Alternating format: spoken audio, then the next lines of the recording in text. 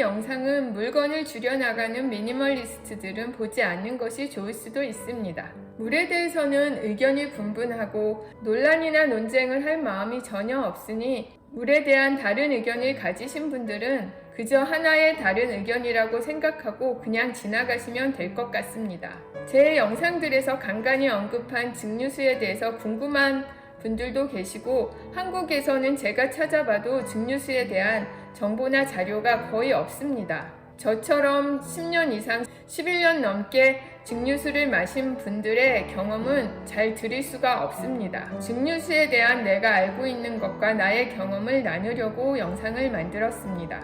다시 한번 말씀드리지만 논쟁이나 소비 촉진을 위해서 만든 영상은 아니오니 오해가 없으시길 바랍니다. 늘 모든 정보는 스스로 선택하는 것일 뿐 어떤 것이 반드시 옳다고 생각하지는 않습니다. 우리는 대부분 물이라고 하면 미네랄이 많이 들어있는 생수를 떠올립니다. 바이러스나 미생물들이 걱정이신 분들은 물을 끓여 드시기도 합니다. 물을 끓여 드시면 미생물이나 바이러스는 죽을지 모르지만 중금속이나 화학물질은 남아 있습니다. 플라스틱 페트병에 든 생수가 환경에도 이롭지 못하고 미세 플라스틱이 들어있어서 꺼려 하시며 정수기 물을 드시는 분들도 계십니다. 그런데 저는 이 모든 물이 아닌 지구의 물이 증발하여 하늘에서 내린 빗물의 원리와 같은 증류수를 마십니다. 예전에 환경이 오염되지 않았을 때는 대부분 사람들이 빗물을 마셔도 아무 문제가 없었을 것입니다. 자연에서 온 아주 자연스러운 물이니까요. 이제는 환경이 오염되어 산속 깊은 곳에 물이 아닌 이상은 빗물도 함부로 마시기 힘든 세상입니다. 공업, 농업, 폐수, 농약, 가축들의 분뇨, 쓰레기 등으로 강과 하천이 오염되어 미생물과 바이러스, 세균 등을 죽인다고 수돗물에 염소를 첨가합니다. 관계자들은 염소가 우리 몸에 미치는 영향이 미미하다고는 하지만 미미할 수만은 없을 것 같습니다. 일단 예민한 사람들은 염소 냄새조차 꺼려합니다. 수돗물에는 염소만 들어있는 것이 아니라 중금속, 각종 화학물질들이 들어있습니다.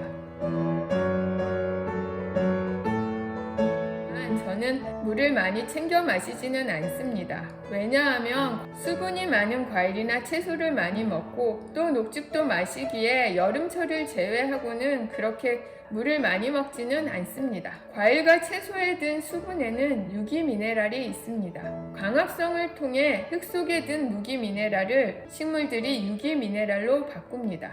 흙 속이나 바위 같은 곳에 있는 무기미네랄은 사람이 흡수할 수 없기에 우리에게 필요한 것은 유기미네랄이라고 합니다. 무기미네랄은 우리 몸속 구석구석에 쌓여서 결석을 만들기도 하고 관절염을 초래하기도 합니다. 실제로 증류수를 증류해보면 수돗물이 아닌 정수한 물을 증류했음에도 불구하고 증류수통에 하얀 석회가 낍니다. 이것을 보면 물이 얼마나 많은 중금속을 가졌는지 눈으로 볼 수 있습니다. 그래서 석회가 많이 끼면 구연산을 넣고 증류수기를 돌려 석회를 없애기도 합니다.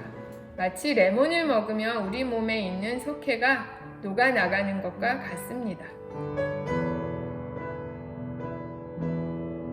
증류수를 마신다는 것이 우리나라에는 참 생소하지만 선진국에서는 많은 사람들이 마시기도 하고 세계 주요 인사들이 모이는 곳에서도 증류수를 준비한다고 합니다. 저 같은 경우에도 짧은 여행을 할 때는 스테인리스 물통에 증류수를 챙겨 다닙니다.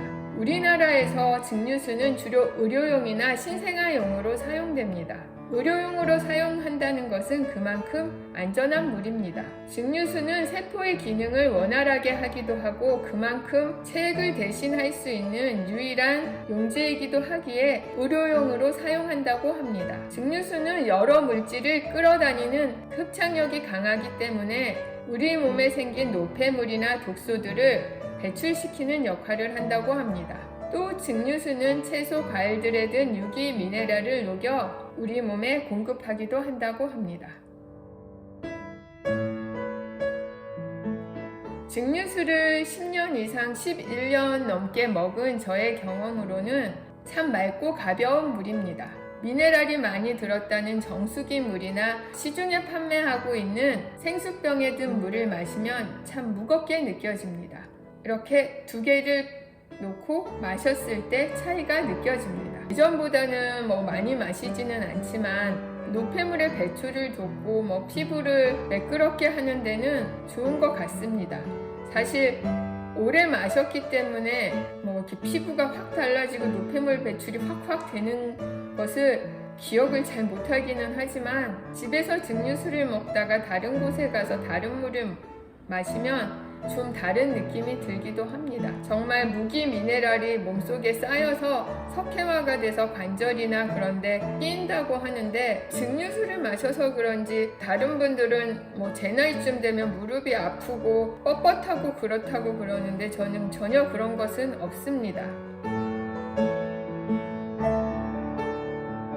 증류수를 처음부터 증류수기를 사서 먹은 것은 아니고 아는 지인분의 소개로 신이수라는 증류수를 주문해서 먹었습니다. 1.8리터 페트병에 들어있던 증류수 10병을 주문해서 먹었는데 페트병 쌓이는 것도 그렇고 너무 플라스틱이 마음에 쓰여서 아마존에서 지금 사용하고 있는 증류수기를 직구해서 아직까지 사용하고 있습니다. 정확히 몇 년 됐는지 모르겠는데 10년 가까이 된 것 같습니다. 수돗물이 아닌 정수한 물을 받아서 증류수기에 넣고 3-4시간 증류하면 3리터 정도의 증류수가 생깁니다. 물을 끓여서 나오는 수증기를 팬으로 식혀 받은 순수한 물입니다. 근데 이 증류수기의 문제는 살 때 전압을 체크하지 않고 샀기 때문에 변압기를 사용해야 된다는 것입니다. 한국 제품도 있고 중국 제품도 있는데 가격은 천차만별이라 잘 찾아보시고 사용하신 분의 후기도 잘 꼼꼼히 체크하셨으면 좋겠습니다. 저는 제가 산 증류수기 회사랑은 아무 관계가 없지만 제가 사용을 잘못해서 부품이 약간 망가져서 그걸 다시 직구해서 계속 사용하고 있습니다. 크게 고장날 일은 없어서 처음 살 때는 비싸지만 그래도 계속 사용할 수는 있습니다. 저희 집에서는 마시는 물뿐만 아니라 요리할 때 사용하는 모든 물을 증류수를 사용합니다. 물이나 증류수에 대해서 더 궁금하신 분은 제가 증류수를 마시기 전에 읽었던 폴시 브래그의 물만 잘 마셔도 오래 산다 책을 추천합니다. 제가 10년도 더 전에 증류수를 마신다고 하면 미네랄이 든 물을 마셔야 된다고 대부분 일장연설을 들어야 하기도 했습니다. 그리고 일설에 증류수를 마시면 설사한다고 하는데 저희 가족 모두 마셨는데 설사하는 경우는 없었습니다. 저는 이 영상을 보시고 무작정 증류수가 좋다고 증류수기를 사는 것을 추천하지는 않습니다. 좀 더 증류수에 대해서 공부해 보시고 책도 보시고 더 많은 정보를 찾아보셨으면 좋겠습니다. 항상 영상을 올릴 때 제가 조심스러운 것은 제가 올리는 영상이 가소비로 이어지지 않을까, 뭔가 소비를 부추기지 않을까 하는 마음이 있습니다. 그런데 정보는 언제나 스스로 선택하는 것입니다. 미디어마다 넘쳐나는 수많은 정보들 속에 스스로가 잘 걸러서 받아들이셔야 됩니다. 물론 제가 말씀드리는 영상도 마찬가지입니다. 미디어는 특히 거대 자본과 연결된 경우가 많기에 미디어에 나온 것을 절대적으로 믿으시는 것은 좋지 않다고 생각합니다. 소비를 할 때는 정말 현명하게 하셔야 합니다. 현명하게 하지 않으면 그 물건은 값비싼 죽은 물건이 되고 내 집안에 쌓여만 갑니다. 하나를 사더라도 정말 현명한 소비를 하시기 바랍니다.